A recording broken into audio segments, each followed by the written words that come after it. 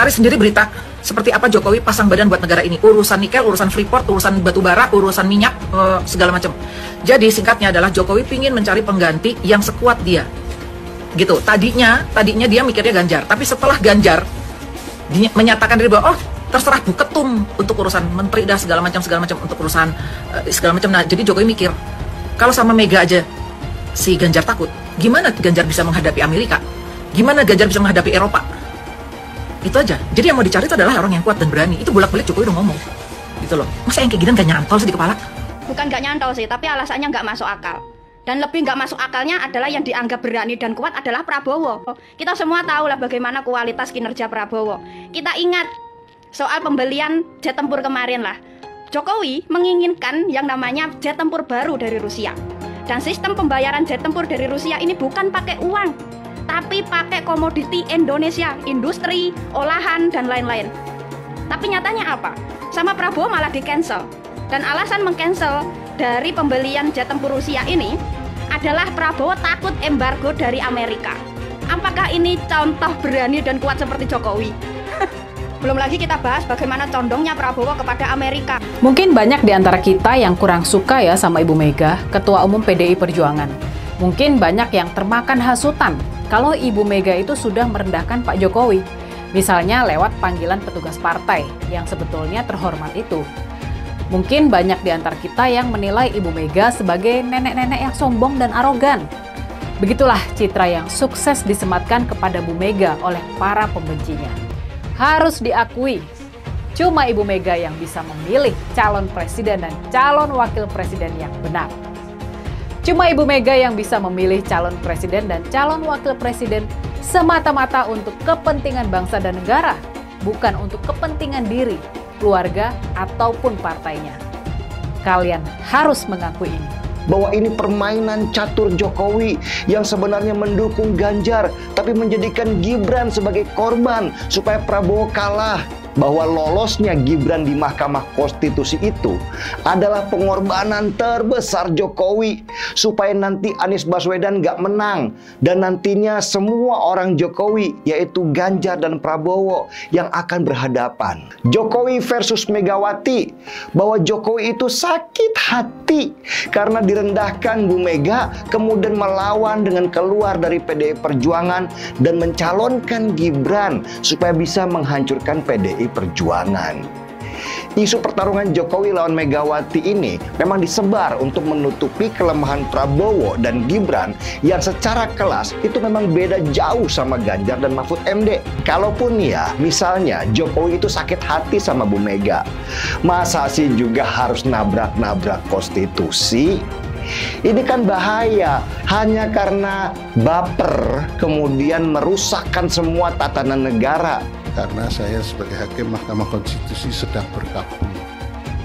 Karena di Mahkamah Konstitusi baru saja terjadi prahara. Ada indikasi pertanyaan apakah Indonesia sekarang sedang baik-baik saja atau tidak. Saya mengatakan di berbagai sektor bidang kehidupan Indonesia sedang tidak baik-baik saja. Bayangkan Bapak Ibu sekalian, di era Soeharto, era rezim Orde Baru atau Orde Lama pun, itu tidak ada kekuatan yang terpusat di tangan-tangan tertentu. Dia mempunyai partai politik, dia mempunyai tangan-tangan di bidang legislatif, dia mempunyai tangan-tangan di bidang eksekutif, sekaligus juga dia mempunyai tangan-tangan di bidang yudikatif. Kenapa saya pakai baju hitam? Karena saya sebagai hakim Mahkamah Konstitusi sedang berkabung. Karena di Mahkamah Konstitusi baru saja terjadi prahara. Ini perlu diketahui, ini perkara belum pernah terjadi dalam sejarah umat manusia. Sekarang ini akal sehat itu sudah dikalahkan oleh akal bulus dan akal pulus. Akal pulus itu untuk uang, kekayaan, akal bulus itu untuk jabatan.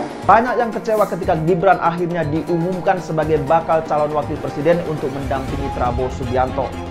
Ya, sekarang coba bayangkan saja ya, Presiden Jokowi sendiri pernah mengatakan bahwa Gibran itu masih belum cukup umur dan pengalaman. Gibran ini masih menjadi wali kota Solo juga baru 2 tahun. Tapi sekarang yang terjadi apa coba? Justru Presiden Jokowi sendiri yang merestui Gibran untuk maju sebagai cawapres Prabowo Subianto. Jadi ya biarkan saja masyarakat yang menilai. Ya harapan saya dengan melihat situasi yang terjadi saat ini ya, maka tidak ada kata lain kecuali fokus dan gaspol untuk memenangkan pasangan Ganjar Pranowo dan Mahfud MD. Prabowo ini hanya pernah menjabat di tingkat eksekutif sebagai Menteri Pertahanan. Begitu juga dengan Gibran hanya berpengalaman di tingkat eksekutif sebagai wali kota Solo. Padahal ya negara ini sangat-sangat besar. Untuk itu jangan sampai dijadikan sebagai ajang percobaan. Sungguh ini sangat-sangat berbahaya. Begitu juga kalau dibandingkan dengan Anies dan Caimin. Saya suka nangis loh. Beliau tuh sampai tulus loh. Mikir kenapa? Mikir kita loh. Mikir rakyat loh. Nah yang pasti kalau buat saya dibandingkan misalnya Pak Gibran jadi maju gitu ya, Mas Gibran gitu ya. Ya saya pilih Ganjar sama Mahfud lah. Karena lebih teruji kan. Anda jadi wali kota baru 2 tahun, 3 tahun kan belum teruji juga. Ini urus negara loh, mau jadi presiden loh. Kalau Anda belum lengkap, belum pernah di legislatif, belum nasional ya maksudnya DPR, kan DPR belum ngerti nih pemerintahan seperti apa.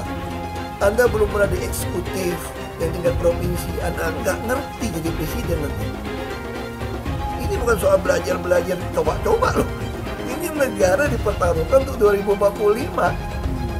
Kita kan mau mencapai 100 tahun ini mau jadi apa? Kalau coba-coba, ini negara sebentar lagi 300 juta penduduk kita. Mana boleh kita kasih orang coba-coba.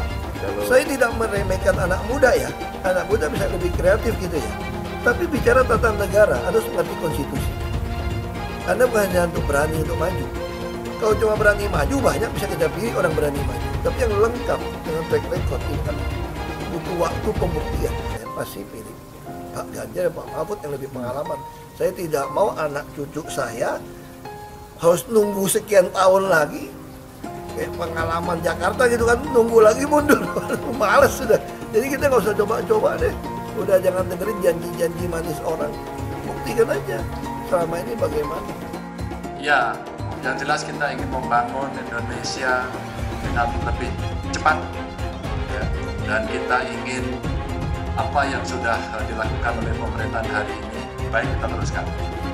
Yang kurang baik kita perbaiki, yang tidak baik kita tinggal. Dan tentu saja ada banyak isu, baik transisi energi, hilirisasi yang mesti kita tuntaskan, dan kemudian ada problem politik pangan yang mesti kita pegang kedaulatannya. Tapi di ujung sana ada fakir, miskin, anak terlantar, dan mereka yang harus punya akses lebih banyak untuk dilakukan. Dan pemerintahan yang bersih dengan digitalisasi yang kita lakukan untuk mencegah korupsi menjadi poin-poin penting perhatian kami berdua. Ganjar itu seperti Jokowi, dia striker, pekerja keras, dan punya visi besar. Ganjar harus dipasangkan dengan back dan kiper yang kuat dalam masalah hukum. Sehingga gawangnya nanti nggak terus kebobolan seperti di era Jokowi. Jadi bisa dibilang Bu Mega itu nekat banget mencalonkan Profesor Mahfud MD jadi calon wakil presiden di saat namanya sendiri tidak populer. Disinilah saya harus angkat topi buat Bu Mega. Dia nggak mementingkan popularitas dalam mencalonkan Profesor Mahfud MD. Dia lebih mementingkan program ke depan yang lebih kuat untuk negeri ini. Dan coba perhatikan, Ganjar dan Mahfud MD itu bukan dari kalangan orang kaya. Mereka itu orang-orang biasa. Kalau Bu Mega mau, dia bisa aja pilih calon wakil presiden yang kaya raya, yang mau taruh uang triliunan rupiah supaya bisa berkuasa. Dan saya yakin pasti banyak banget tokoh-tokoh negeri yang super kaya yang menjanjikan uang triliunan rupiah untuk biaya kampanye. Kalau Bu Mega mau pilih mereka jadi calon wakil presiden.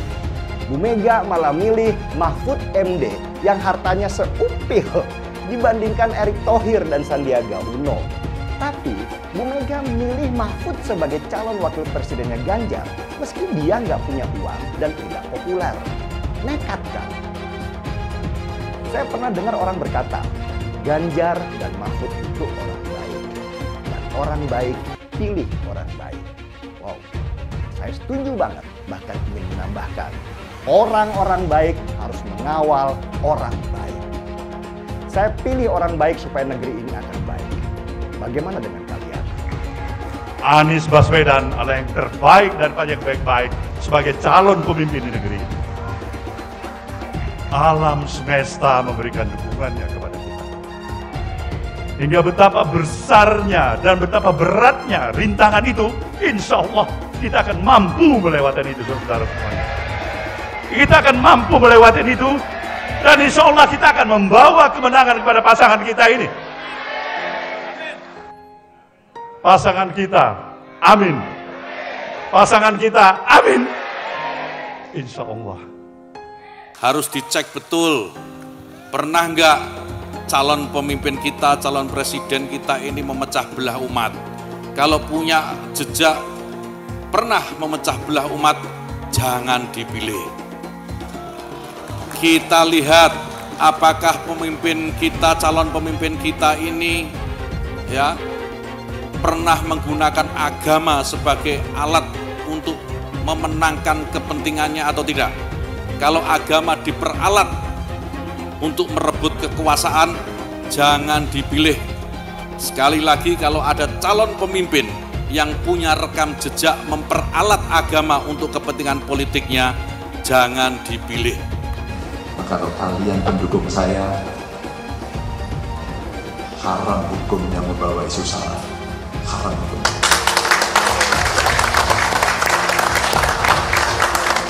Kita sudah lelah dengan isu itu. Kita menjadi bangsa yang terbelah. Dan untuk mengembalikan susah. Umat Kristen di Indonesia memang minoritas, tapi jangan salah. Umat Kristen akan memegang peran menentukan apakah Anies akan menang dalam Pilpres 2024. Kalau secara perlahan semakin banyak orang Kristen yang berpaling ke Anies, yang akan menang nantinya sangat mungkin Anies. Suara pemilih Kristen di Indonesia adalah sekitar ya 10% lah. Kalau ekstrimnya semua warga Kristen memilih Ganjar, artinya Ganjar akan mendapat tambahan 10% suara dan Ganjar akan menang. Nah, itulah saya katakan kekompakan suara pemilih Kristen akan menentukan. Begitu suara pemilih Kristen terbelah secara timpang, Anies akan bisa mengalahkan Ganjar. Anies tahu jagoannya itu hanya akan menang kalau bisa memecah suara pemilih Kristen. Sekarang semua bergantung pada umat Kristen. Kekompakan pemilih Kristen akan menentukan apakah pada akhirnya Indonesia akan dipimpin Anies atau Ganjar. Elektabilitasnya Anies merosot ya seiring mulai terkuaknya kontroversi dari kepemimpinan Anies di Jakarta. Gen Z juga tahu kalau Anies adalah sosok yang didukung kelompok intoleran yang membuat Pilgub DKI 2017 menjadi sangat kotor. Politik identitas yang mengarah ke perpecahan seperti yang dikeluarkan pendukungnya Anies, yaitu Kadrun bin Kampret, kafir lah, laknat lah, PKI lah, ya cuma itu doang kemampuannya. Itulah pendukung Anies. Jangan pernah takut melawan Kadrun yang cuma pengen Indonesia hancur. Siap kawal kasus Ahok, siap penjarakan Ahok. Takbir, takbir, takbir. Siap kawal kasus Ahok. Siap. Siap kawal kasus Ahok. Siap. Betul. Betul. Tangkap, tangkap, tangkap si Ahok. Tangkap si Ahok sekarang juga. Tangkap, tangkap, tangkap si Ahok. Tangkap si Ahok sekarang juga. Takbir. Allahu Akbar. Takbir. Allahu Akbar. Tangkap, tangkap, tangkap si Ahok. Tangkap si Ahok sekarang juga. Tangkap, tangkap. Tangkap si Ahok sekarang juga. Lagi. Penjajahan di depan mata itu di Jakarta. Kita semua pribumi ditindas dan dikalahkan. Kini telah merdeka. Kini saatnya kita menjadi tuan rumah di negeri sendiri. Anies, ibunya Arab, bapaknya Arab, kakeknya Arab. Mas Anies nikah dengan keturunan Arab. Menantu Mas Anies, anak Mas Anies nikahnya dengan Arab lagi. Jadi Mas Anies kalau merepresentasikan Indonesia agak kurang keindonesiaannya. Mungkin 3% Indonesia aja yang bisa direpresentasikan oleh Mas Anies. Nasdem mengingatkan rakyat bahwa Anies kurang mewakili Indonesia karena dia Arab. Apakah ini rasis? Menurut saya tidak. Menurut saya justru ini nasionalis. Seperti di Pilkada DKI dulu, mereka juga ketol ingatkan warga DKI bahwa Ahok itu Cina. Lihat, Cinanya Ahok selalu dibawa-bawa. Bahkan sampai terang-terangan ajak ganyang bantai Cina. Jadi sah-sah aja kalau Hasan Nasbi bilang Anies itu kurang mewakili Indonesia karena dia Arab. Lah, mereka juga dulu begitu. Kalau Cina dianggap bukan pribumi, sementara Arab dianggap pribumi, itu baru namanya rasis. Rasis biadab itu. Kalau Cina bukan pribumi, Arab juga bukan. Hasan Nasbi cuma mengingatkan, pilih presiden yang pribumi saja. Saya bilang, Nis, ente nggak bisa jadi presiden. Kenapa? Karena presiden adalah orang Indonesia asli, saya bilang. DKI yang kita harapkan, Anies Baswedan yang begitu jelas Islamnya. 4 tahun 8 bulan jadi gubernur. Mana peraturan pergub saja yang melarang miras? Mana perda Islam apalagi? Yang akhirnya tidak berani juga menegakkan hukum. Banjir tetap banjir, macet tetap macet, kriminalitas Jakarta. Anda tahu, 2 menit sekali terjadi pencurian. Sekarang orang sedang euforia, dia mau dicapreskan. Bagaimana umat terjebak lagi, bodoh lagi, masuk lagi. Kalau misalnya memang Anies itu mau maju dan dia tekad mau menegakkan hukum Islam dan menyatakan perlawanan, saya penuhi. Tapi dia tidak lakukan itu. Tahu nggak, sumur resapan yang ngabisin anggaran beratus miliar itu meresap air agar masuk ke dalam bumi sesuai dengan sunatullah. Tetapi ternyata sumur ini tidak meresap air, malah airnya itu menggenang di sumur-sumur itu. Sumur resapan itu sekarang harus disiapin pompa untuk menguras air di sumur resapan. Kalaupun dia harus makan babi sepanjang jadi presiden, mungkin akan dilakukan. Jangan sampai Indonesia jatuh ke tangan pembohong. Jangan sampai Indonesia jatuh ke tangan Anies Baswedan. Jangan hanya konsentrasi pada pembangunan benda-benda mati yang indah difoto dan bisa ditunjukkan dalam 5 tahun hasilnya. Kalau kita mau menilai sebuah janji, maka lihat janjinya atau lihat kenyataannya. Dulu janjinya apa ya? Dan ini aneh, betul-betul aneh. Ini bukan kampanye, tapi saya sampaikan di sini. Di satu sisi menyiapkan jalur-jalur air untuk dikirim ke laut, di sisi lain di lautnya dipasang dengan pulau reklamasi, tinggal tunggu waktu jadi rob, air balik.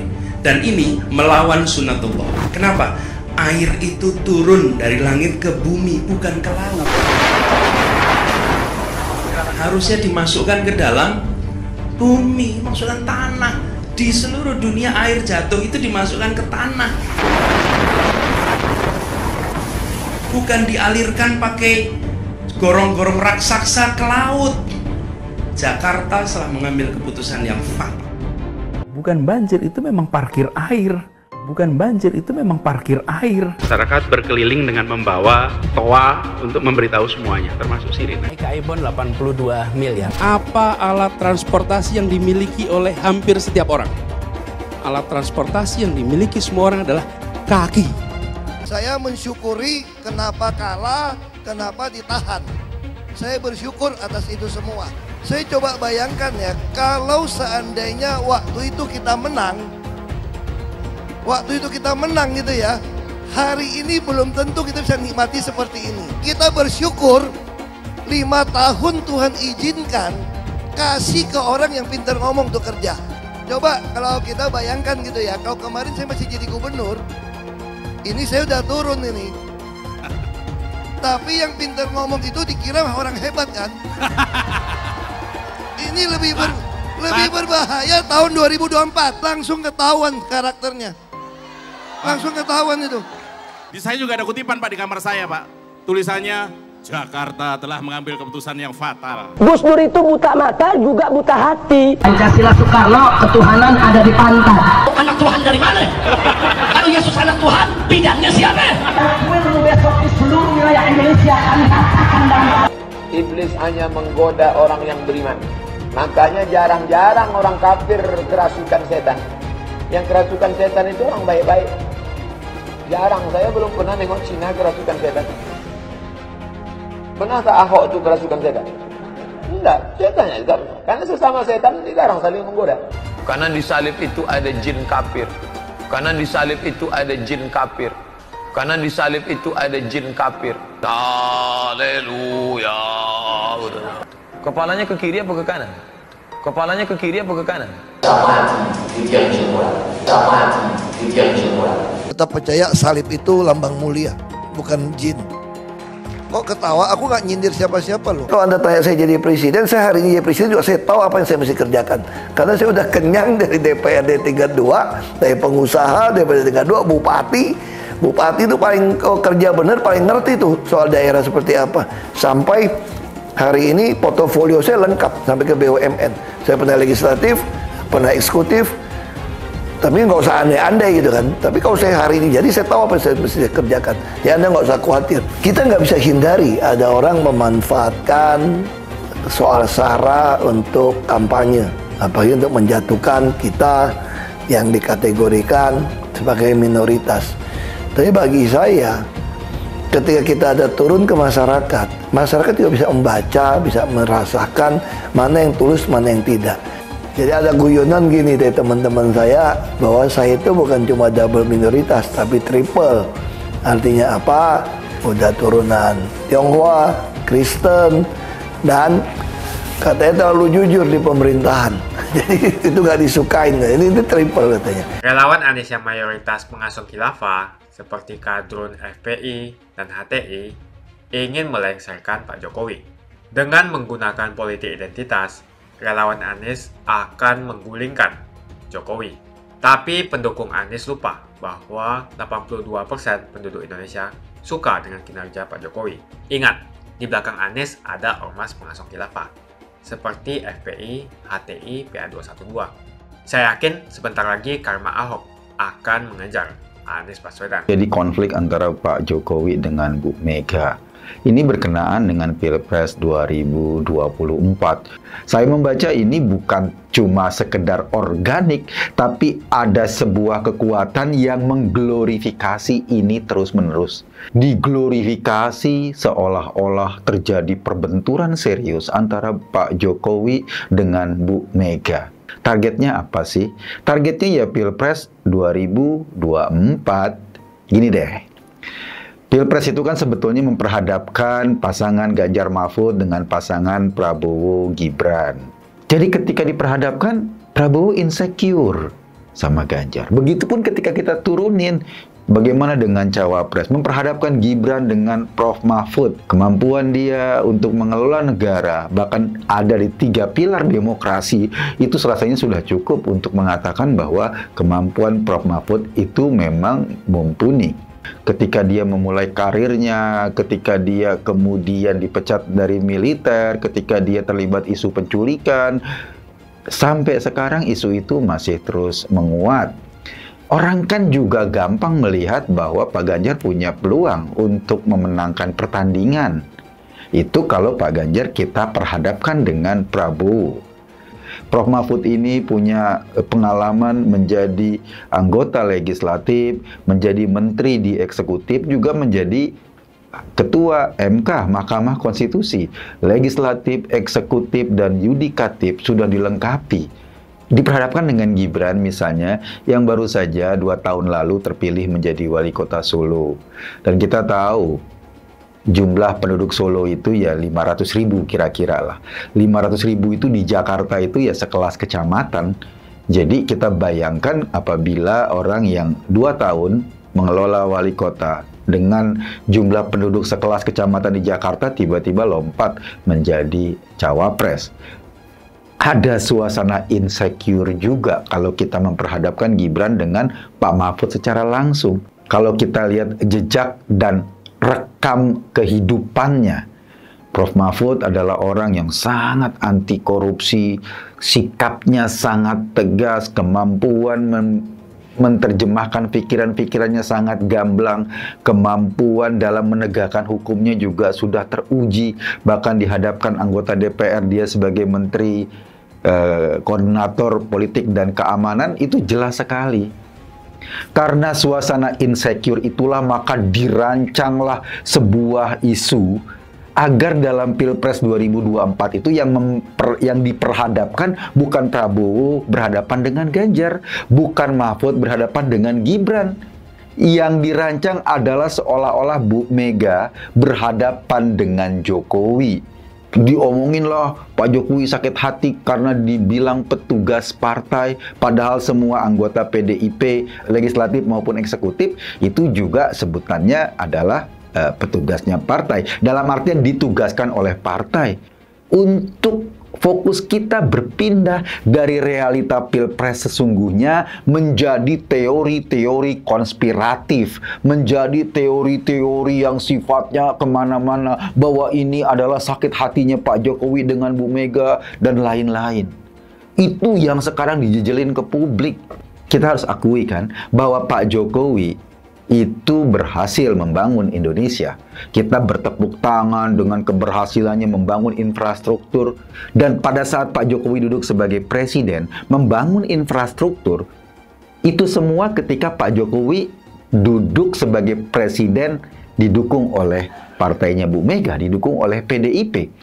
Sudahlah, kita jangan terjebak pada teori-teori yang ingin mengacaukan pandangan kita pada realitas sesungguhnya. Kita harus kembalikan pilpres pada realita pilpres. Jangan kita mau ditarik-tarik untuk orang atau untuk strategi karena orang itu tidak percaya diri. Karena orang itu merasa tidak punya kemampuan, atau orang itu merasa banyak sekali jejak hitam yang dicatat sejarah tentang dirinya, sehingga dia menarik-narik dengan cara yang lain. Jadi maksud saya, kita kembalikan pilpres ini bukan lagi perdebatan tentang Jokowi kayak apa, Bu Mega kayak apa. Itu sengaja diciptakan untuk mendistrak kepala kita. Yang harus kita perdebatkan adalah Ganjar seperti apa, Prabowo seperti apa, Anies seperti apa, Pak Mahfud seperti apa, Gibran kualitasnya gimana, gimana juga dengan Caimin. Tetapi sekali lagi, kalau kita bicara pilpres, kita bicara pertandingan atau kompetisi antara Ganjar Mahfud, Prabowo Gibran, dan Anies Caimin. Kalau orang baik terpilih, kita berharap dia menjalankan roda pemerintahan dengan baik dan kita bisa mendapatkan manfaat jangka panjang karena Indonesia tumbuh dengan baik. Kalau saya, sudah jelas pilihan saya. Buat saya, Ganjar Mahfud itu adalah representasi orang baik, representasi orang yang integritasnya terjaga, representasi orang yang mampu bekerja dengan manajemen yang baik. Dan Indonesia butuh itu. Semakin dekat pilpres, relawan Anies semakin beringas dan Anies semakin galau. Dengan menggunakan politik identitas, relawan Anies akan menggulingkan Jokowi.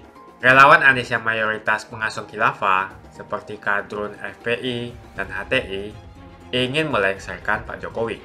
Tapi pendukung Anies lupa bahwa 82% penduduk Indonesia suka dengan kinerja Pak Jokowi. Saya pikir kalau terjadi baku hantam, maka ada 82% yang akan menghajar kadrun pengusung khilafah itu.